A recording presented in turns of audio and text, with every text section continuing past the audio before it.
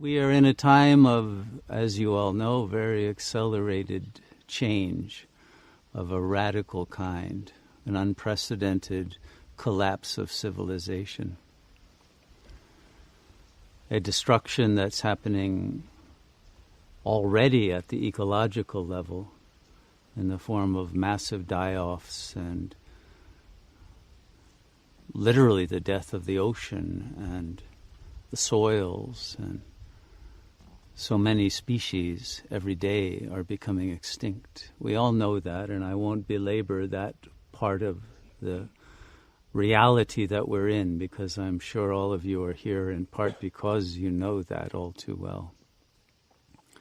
And you know that we're at the brink of the collapse of the global financial system and the collapse of many nations and political systems, and very likely on the brink of a global thermonuclear war.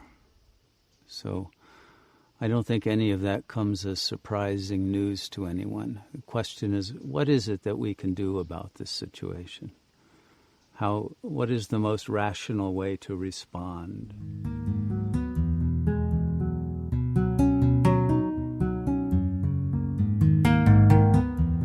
If we look at the situation and what is its actual root cause rather than the symptoms, and what we see at this moment is that there is no glue that is holding civilization together at any level. Not only is there no glue, but there seem to be forces that are tearing apart societies, ripping them, exploding them apart from within. And not only societies at large, but at every level down to the microcosm of the individual ego. But how often do couples stay together, or nuclear families? And if they are together in a formal sense, are they really together in some unity that is meaningful and joyful and creative? Or is there a cold war at every level between individuals and within each individual? And anyone who has practiced psychotherapy and psychoanalysis and other forms of healing, as I have for many years, have seen that the nature of the internal conflicts of every individual have been growing more severe. There's more fragmentation, there's more rigidity, there's more addiction, there's more anxiety, there's more depression, more suicidality. And the world, certainly in the Western world, there's an opioid crisis. There is drug use to try to avoid the unbearable pain and suffering that every soul is carrying. We are living in a world where almost every soul is wounded. And the types of healing that we have developed do not work very well. And the drugs that people are often given when the talk therapy fails simply creates either a Band-Aid or a worse kind of addiction or other sorts of side effects, but do not create a growth and a transformation that is required.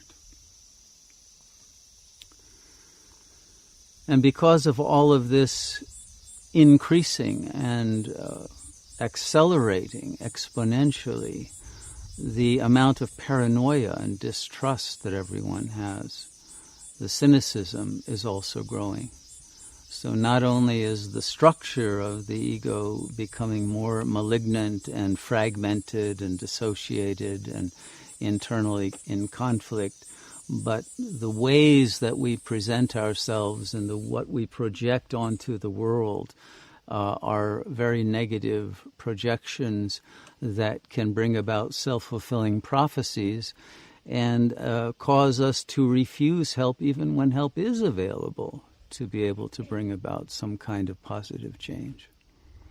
And the ability to discern what is actually helpful and what isn't is also being lost.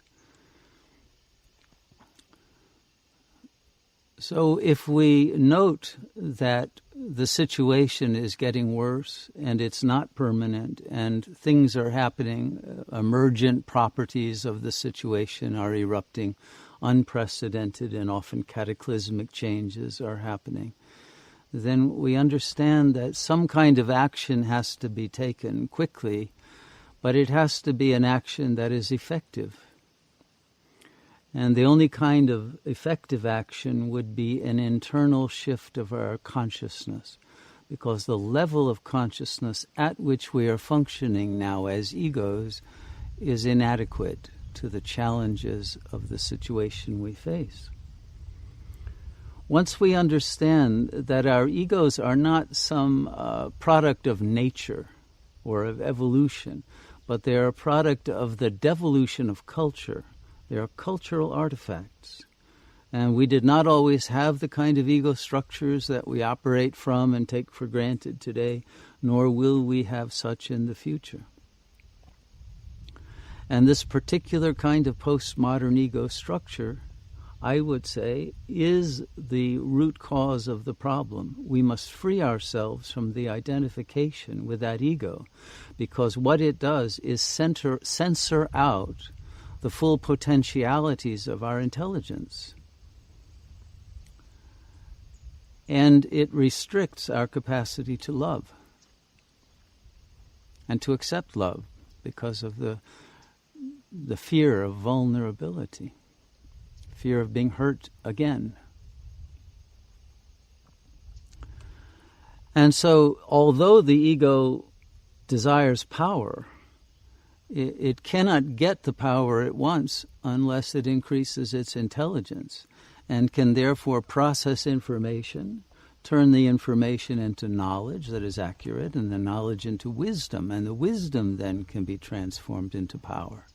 But we cannot go through that chain of transformation because the ego itself is blocked, and its own preconceptions, its own pathogenic beliefs cause it to misperceive information and put it into inaccurate frames of reference that do not correspond to reality as it is, but to their own projections of reality. And thus their efforts become futile and self-sabotaging and self-destructive. And so we see many seemingly intelligent people crashing and burning all around us.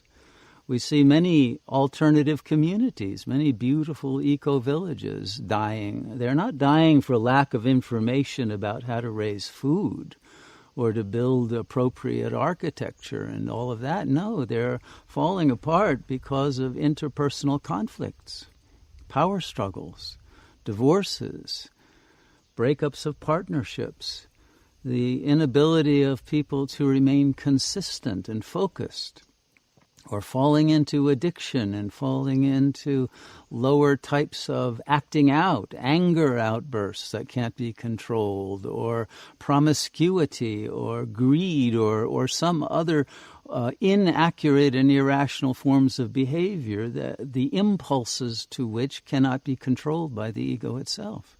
The ego is not master over its own mind, its own thoughts, its own emotions, its own drives. And so until we become masters of that, the ego will remain under the delusion that it has free will, but it has no freedom at all. It has the freedom to try to get what it wants, but it cannot change what it wants to want. And this is the key, because everyone reaches a point in their life that they wish that they wanted something else. But they can't change the course of the trajectory of the ego. People who are addicted want to stop taking drugs or stop smoking or drinking too much or whatever, and they can't stop. The drive is too powerful, and it overcomes the power of the intelligence and the will. So the real question is, how do we raise our intelligence level and integrate that with willpower to be able to overcome regressive tendencies that bring us into very primitive states of consciousness in which we do things that we later regret. But without reaching a higher level of consciousness that is sustainable, then none of the things that the ego creates or enters into or joins will be sustainable either. So we do need to create sustainable communities as the culture out there collapses, and there's no time to waste in doing it. But the types of skills that we need in order to succeed in these are not simply the external skills of food raising, etc., that are part of the normal permaculture curriculum. And even though permaculture does give lip service, and I've had these arguments and discussions with Scott over a number of years when he has been here, and we've had the joy of his company at this community, but the permaculture theory will talk about the social levels, but how do we actually develop the living social skills to mediate disputes, to remain calm under pressure, to remain capable of having compassion and overcoming any drives of frustration or despair or anger? How do we remain able to function in a way that we can connect and bring about harmony when disharmony threatens to divide a community and create schisms that cannot be healed? And how can we help people to heal from their symptoms? People come wounded and suffering and with tendencies within them that they can't control, that will create forms of behavior that will produce problems for a community. There are people who just can't be friendly. They can't act in cheerful ways, or their tendencies of fight or flight will create other kinds of messes in the community that will interfere with its harmonious functioning. How do we overcome all of that? Well, we need to find a psychotechnology that will enable us to function at a higher level than the ego and overcome the ego's regressive tendencies. In traditional psychology, this was referred to as the soul level of consciousness.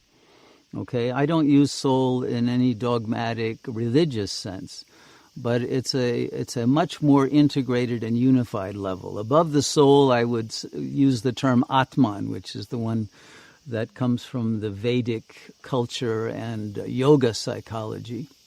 And as many of you may know, yoga is the most ancient science of consciousness.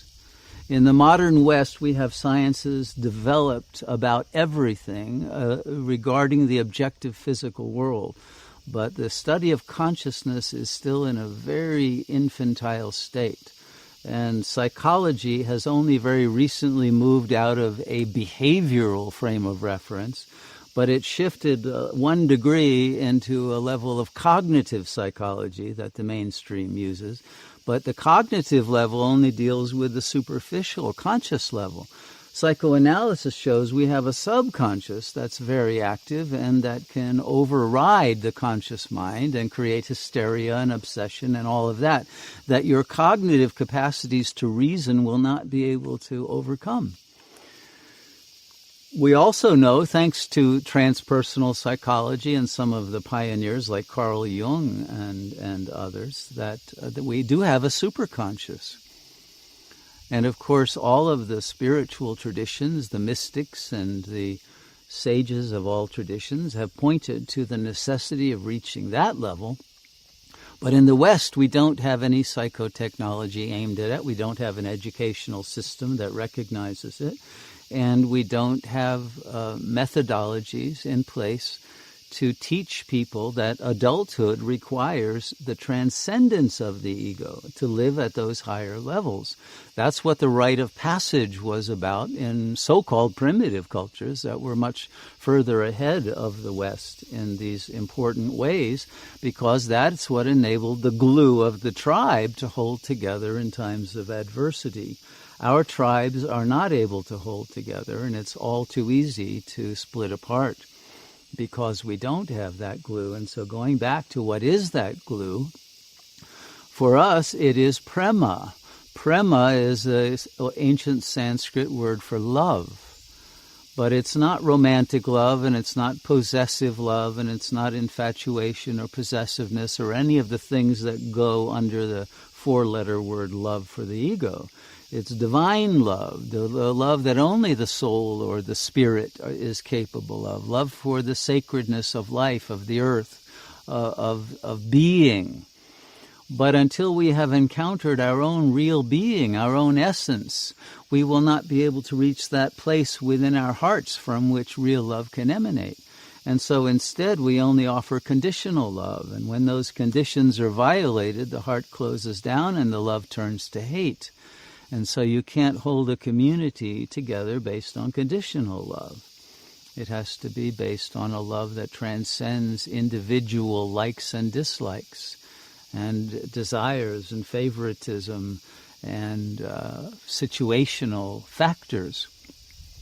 To be able to be even capable of living with as an advocate and an emissary and a model of such love requires the transcendence of ego consciousness to a higher state in which we can recognize the unity of the multiplicity in which we dwell.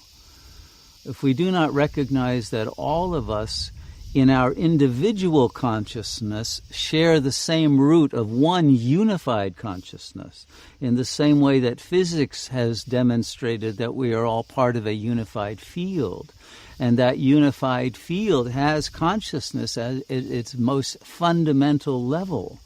The world is conscious. It develops out of the movements of the quantum wave functions that are the movement of consciousness. Consciousness is there at the very root, but the ego actually filters out our awareness of that level of unitive intelligence and consciousness and creates little bubbles of foam on the waves and forgets entirely about the ocean that we are part of. So until we can break through that narcissistic bubble of individual consciousness and recognize the wave we're riding on and the ocean we all dwell in, we won't be able to unify our hearts and create a community that can survive through the kind of adversities that the world is going to be presenting us with. And its own attachments and dependencies on particular people and things and places and situations make the ego in its current state very fragile, very delicate, very hypersensitive to differences. We have to be able to overcome that and see the unity and the sameness and the integrality of all that is without losing touch and making our focus on some molehill that we turn into a mountain, which is what egos are constantly doing. So without being able to overcome that, we will have great difficulty in creating a sustainable community. One of the problems, however, is that built into every ego is a function of maintaining its homeostasis. In other words, the ego doesn't want to change. It fears change, even positive change, even growth and transformation and greater personal power it fears, because it fears the unknown. It fears its own unknown potentials. It fears that it won't know how to use them. It fears it will lose what it gains, and so it's better not to gain it. It fears instability. It fears change. And so we have to get to that point where we are fearless. And it so happens that when you're in a state of love, you are not in a state of fear. So that's one good thing about this concept of prema. If we can fearlessly confront the situations that have created fear, whether it's a social phobia or it's an internal fear of ourselves or a self-hatred or a lack of self-acceptance, which plagues most egos, as I'm sure you know, through that self-love and the love for all that is, we are able to overcome that and then activate the higher centers of the brain that have gone latent and dormant and inactive because they were afraid of too much knowledge and too much power that could bring up unbearable feelings of lack, because every ego is in a state of a sense of its own lack of adequacy to situations. And by having that ability to love, it will give us courage. You know, courage comes from cœur, the heart, in French. And when our heart is fully opened and we have the heroic adventurous quality that Campbell talked about in The Hero's Journey, and seeing life as such a journey, and seeing each other as allies on that journey, and as projected parts of our own self writ large, as inhabitants of the same world.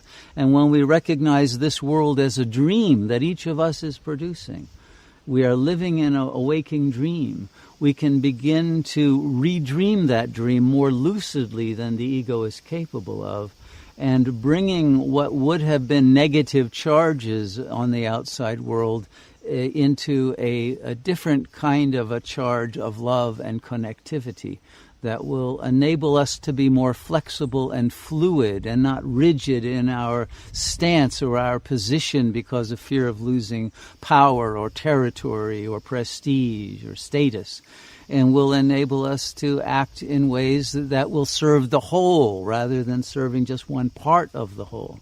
If we cannot have that vision and that capacity to love all, and to love all in a way that may require the humility of the individual self to enable others to rise, then we will not be able to achieve a sustainable culture in which all the boats must rise in the tide of living consciousness that must be based on love. And there cannot be any scapegoats. And what most people come from are families or social systems in which somebody had to lose, someone had to be demonized or scapegoated. But you can't do that in a community in which you want everyone to succeed, because everyone is indispensable in a small community. Everyone comes with particular specialties and skill sets, and they have to be integrated in the community, and we are truly interdependent on everyone. And that requires us to be able to be both patient and compassionate, but have the wisdom to understand how to help someone come out of their shell or their wound or their defense mechanisms to be able to fully integrate with the community. And that requires then a superstructure of a dharma, a way of life, a set of laws, let's say, in the sense of principles of being, which would include nonviolence, for example. And that would be verbal violence as well as physical. And all of the other aspects of what every spiritual tradition has given lip service to or written commandment tablets about, but don't live out because there's always small print saying, except when I'm in charge and I can do it another way. And so we have to create a dharma that everyone lives in truly and is integrated with love and with mercy and with equity and with harmony. To do that requires a great maturity and refinement and purification of our consciousness. So if my message is anything to you today, it is that inner work is necessary for whoever among you want to be members or hopefully leaders of new alternative communities. And we will need them. We need them now. I hope you will start them. But please remember that the most important skill set is your own ability to remain in a consistent state of compassion, of intelligence, of wisdom, of unified consciousness in which you are able to give without needing anything in return. It's that quid pro quo of the ego that never gets enough back and therefore shuts down, that causes the atrophying of the flow of love and life energy into a community. In the same way that people do this in their own bodies, they stop the flow into their meridians and they have to hire acupuncturists to begin to let the flow go again to their own cells. This is the cause of most illnesses. We don't give enough life energy to different parts of our body in which we have projected shadow aspects of our ego. So the same thing that happens at a psychic level happens at a somatic level and happens at a social level.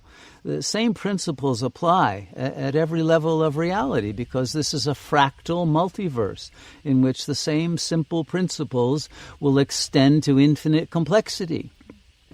But if we haven't reached that point of absolute simplicity in which we embody the principles of that complexity, we will not be able to apply our intelligence as catalysts of transformations at the moment when that is needed. You see, it's needed in real time to deal with real conflicts in a real moment of emergency. And that's when we have to have it. And it's not a matter of being able to have the luxury of creating committees to deal with these problems as they arise. They will have to be dealt with in the moment. And if we are not current in the moment, if we are not in a flow state, but if we're in a state of consciousness in which we're thinking about the past or worried about the future, we are not truly present. And if we're not truly present, then our powers of action are not truly present. And we will not be masters of a situation that arise. And that is what is required of us. A self-mastery that is consistent in every moment of our lives. It's not something for holidays and special events. It's something that we have to learn to consistently be able to offer to ourselves and to one another. And to function at optimal level with everyone, and not to let it be occluded or filtered out because of emotional charges or negative projections that we might have on some people. That we have to deal with those internally, and we have to eliminate all of those negative thoughts and ideas that fester in the ego and that create weakness and that create an inability to connect with somebody who you may the very next moment be dependent on for your own survival. So this is something that communities, especially that are going to live in the outback, that are going to be off-grid, and we're all going to be off-grid soon, whether we like it or not, we are going to have to be in that state where we can have telepathic communication. When the iPhones go down and the radios don't work anymore, we're going to have to reactivate those powers that we used to have when we were tribal people thousands of years ago, and that we traded in for the wrong kind of technology. But it is accessible again if we train to do it. It's training that's the key. That training has to include meditation. It has to include your ability to silence the ego mind, so you can discover the depth dimension of your consciousness and the intuitive wisdom that is there waiting for you, but you are not listening to. And there is willpower. There's the ability to do things that you may not think you can do, like skip a meal or two, or maybe 40 or 50 if you have to. You can do it. You can fast for long periods, and you can do other things that you might not believe you can do when you need to. But you'd better have access to that power of will and wisdom to know, and to be able to have the ability to respond to events as needed with the capacities that are needed, that are all potencies within us. But the skill set to activate those potentials takes time to develop. For most people, it's not instantaneous. So my suggestion is that you learn how to meditate, how to focus, how to concentrate, how to develop and embody those higher capacities of the mind and the heart, and start living from those higher states of consciousness. So that's why this community, which is a fledgling community, I don't present it as some model. We're just a few years old, and we're growing, and we hope to have a much larger population if you come again next year or the year after. We hope to have a much more highly developed core who have gone several notches up on the levels of consciousness that are possible for us. Everyone who is living here is working very hard, internally as well as you can see externally, on the service of the community and of the world. But it's that internal development that is what is enabling the success and the fluidity and the harmony that we have been able to bring about, to create an energy field in which people are willing to give more than 100% to the functioning and the success of the community. And partly it's because the core of the community is a wisdom school. And people come here mostly because they want to study. They want the wisdom. They want the skills. They want the capacity for happiness that the ego won't give them.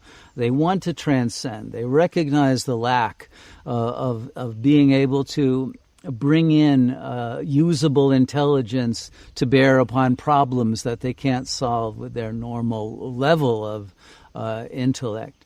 And they want to be able to learn to work harmoniously together and brainstorm and do things that we can do collectively that no one can do individually. So it's that school and its teachings and its processes and its regular practice of meditation that is the core that enables people then to understand why a dharma is so necessary, a superstructure that keeps a community safe, an ethical way of life that everyone accepts, so that the kinds of power struggles that destroy other communities can't happen here. It's a psychic immune system for a community, and I recommend that every community have one if you want to survive those moments of disagreement that are inevitable in any group.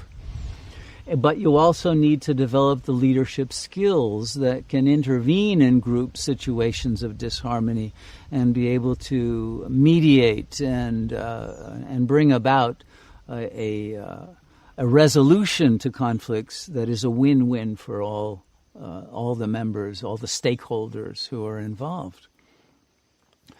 So without that kind of a core, I don't think you can hold the community together for long.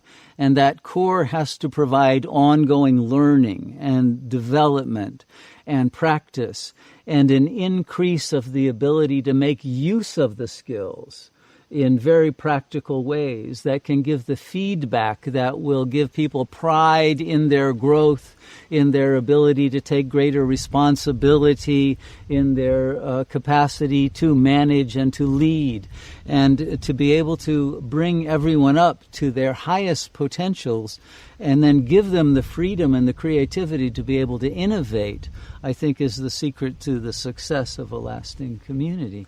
But again, there has to be that base of love and of harmony and of interactivity in which we take pride in one another's accomplishments, not just in our own. And it's that collectivity of a superorganism that is missing in most communities, in which we are not identified as separate cells, but as the entire body of the community, which is part of the body of our sacred Mother Earth. And that's part of the cosmos. And we can relate at every level in unity with all that is. So with this kind of an outlook and a development of the ability to make it real, authentic, living, you'll be able to be successful in your development of communities that will survive the fall of civilization as we know it. And what we know out there is not a real civilization. You know, Mahatma Gandhi was asked about Western civilization, and he said, yeah, that would be a great idea. But it hasn't happened, and it's not going to happen. It's going in the other direction quickly, as you all know. So we must develop that higher civilization. We must be the ones that we're waiting for, as the cliche goes. But it has to be real. We have to do it. And every one of us can do it. We have the ability to develop the ability to do it. But that requires some humility and willingness to learn and to grow and to change. So I know you all have it, and I know your hearts are in the right place, or you wouldn't be here. You're making great sacrifices in order to learn everything that you're learning to bring you to a place like this. But take that dream with you and make it a waking reality wherever you go, and continue to learn not just from books and not just from teachers, but to learn from your own inner ability to digest your experience, to gain wisdom from your mistakes, and the learning curve that is explicit in every form of growth. And to be able to turn all of those negative emotions that people generally feel when they haven't done well enough, instead of eating away at you, to turn them into opportunities of learning and growth and joy.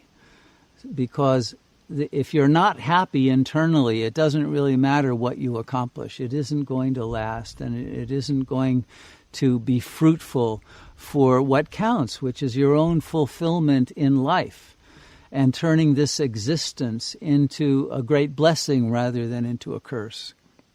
If you can do that, you will be able to share that blessing with everyone else. And you will be a blessing to the world. And the world will survive if it has enough of those blessings. And the world will go through this time of troubles and tribulations that all the apocalyptic scriptures talk about. And it will come out on the other side in a much higher new world of peace and harmony and love.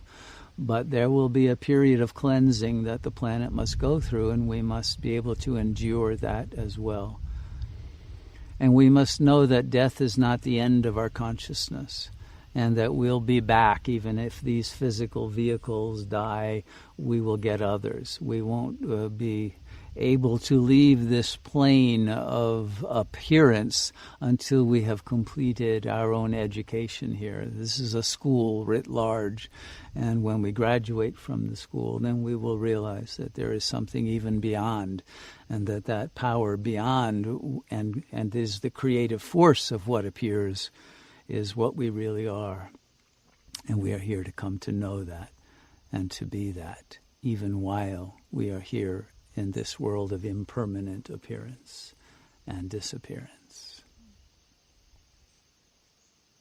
I hope that's been useful for you.